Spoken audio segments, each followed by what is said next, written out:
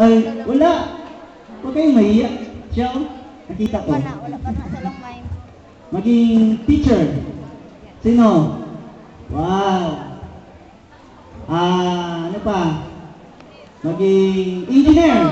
Doktor ka. Sino gusto maging engineer dyan? Nandun, mga boys. Doon No? mo eh. Konduktor. Dagan man di ay. Isa ay gusto diri bystander. Na? Bystander? May gusto? Unya, inom tatol.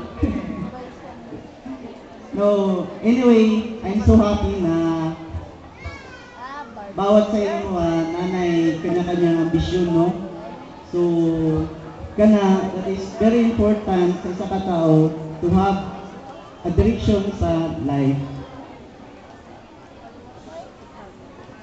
Ang araw na ito ay sa pinakamahalagang araw, hindi lang sa akin na nandito, kundi pati rin sa ating mga guro. Ang ating pangalawang magulang na siyang nagbigay ng kanilang oras at talino para tayo'y mahubog bilang isang mabuting mga anak, mag-aaral at mga tagapagtaguyod ng ating bansa. Dahil ika nga ni Jose Rizal, ang kabataan ay pag-asa ng bayan. No? Ang araw din ito ay napakahalaga rin sa magulang natin na nagsikap na ipagtaguyod ang inyong pag-aaral. Na sa ganon, kayo ay hindi lumaking mangmang, na kayo ay magkaroon ng isang magandang kinabukasan. Sa lahat na graduates, pasalamatan din natin ng malaki ang ating mga magulang at guro sa tagumpay ng ating natamo. I will also take this opportunity to thank my teacher before, si Sir Lanzaderas, Sir, si Ma'am Sopranis, no? Si Ma'am Hulado, hindi na ko malingkod si Ma'am. Sir, Ma'am, salamat sa tiwala nyo at kakayahan na binigay nyo. No? At naging panauhin ako. Salamat din sa paghubog nyo sa akin na ako ngayon ay nagiging matagumpay sa larangan na aking napili. Sa aking mga magulang, kay tatay, kay nanay, maraming salamat rin po sa inyong pagtaguyod para maabot ko ang aking kung anong man ako ngayon. At sa mga nagsisipag tapos ngayon, congratulations. And finally, yung loaded. Natapos nyo ang 6 na taon sa elementarya, pero huwag kayong maging kampante. Dahil isa pa lang sa kabanatan ng inyong buhay ang natapos. Meron pang kasunod. Anong kasunod? High school. High school, good, very good. Good, No? very good. Na mahalagang mapagtuunan ng pansin. At sa pagharap nyo sa bagong buhay nyo, naway ang mga naituro sa elementarya ay magamit nyo at mapagyaman nyo para kayo'y magtagumpay. Sa tema natin ngayon, it says, the gift of learning are tool for building nation.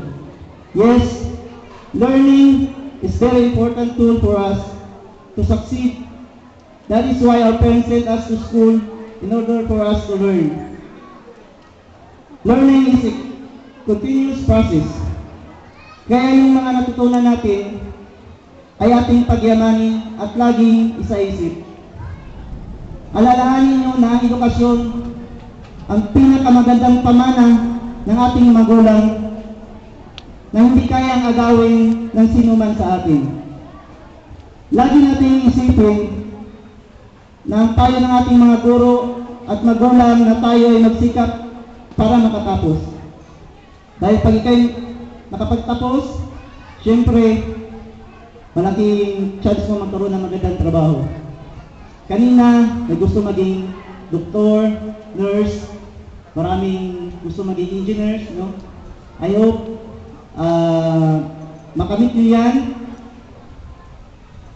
And then, siyempre, pag engineer na kayo, maganda rin ang kita nyo. Pag ikaw'y dumunan sa pamilya, all the needs ng family mo, maibigay mo. And then, ang mga anak mo, makapag-aral din ng maayos. At hindi sila maging barumbado, no? Magnanakaw, na magdagdag ng problema sa ating lipunan. Sa ganitong paraan, we can contribute to build a strong nation, and this is the tool towards developing nation to become better. But remember, ang kahirapan ay hindi sagabal sa pag-aaral, na hindi kayo makapagtapos. Actually, hindi marami ang buhay namin noon, no? I remember nung nag-aaral pa ako ng elementary, minsan wala akong baon. No, uwi na lang ako ng bahay at kakainin ng kanin, tuyo at patis pang ulam. Sino nakaranas dito ng tuyo at patis ng ulam? Wala. Sosyal na. Sosyal na rin. No? Minsan din sa awa ng kaklase ko, binibigyan ako nila ng baon nila. Minsan din, ang parents ko, bigyan ako ng piso. Ngayon, I'm sure, hindi kayo tatanggap ng piso. No? Noon, kung 2 piso, swerte na yan sa amin. Minsan, yung 2 piso ko, hindi ko pa yung ibili ng pagkain. Ang ginagawa ko, pinapahingi ko pa yung sa bulsa ko para sabihin marami akong pera. No? I remember then, nung grade 3 ako, naranasan kong magbinta ng pandesal para magkaroon ng baon. No? Nung grade 3 ako, gising ako ng alas 2 ng umaga, magbinta ako ng pandesal, tapos aral ulit ng alas 7 ng umaga. That time, marami talaga akong pera noon, no? Pero it's only just a month. And that time also, napag-isip ko sa sarili ko na, naku, pag hindi ako mag-aral, ganito ang trabaho ko paglaki ko. At saka, I'm sure, ang mga anak ko, ganun rin ang trabaho. Kaya I challenge myself